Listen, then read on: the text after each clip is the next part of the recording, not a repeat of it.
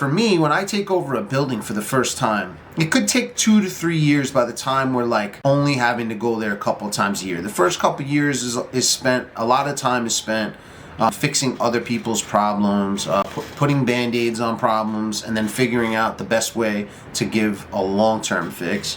And also not wanting them to have to spend a ton of money out of the gate. But like on this job, where they need a new front wall and they need some tubes done and they have some steel that needs to be repaired as well inside the boiler, which is leaking, preventative maintenance, a boiler cleaning, all these things.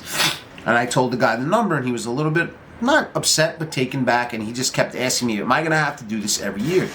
And my response really came down to, and I'm just talking about this specific building because it's important, right? Is that I've been to this building throughout the years, but we haven't had a relationship that's been on solid ground. And not because of anything happening or because our relationship is strained in any way.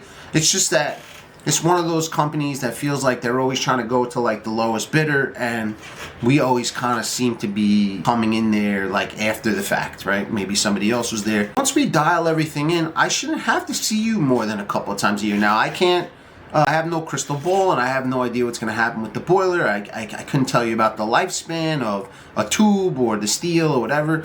A lot of times, you know, I've done work, and then, you know, a week later the boiler's leaking again, but it's leaking in a different location.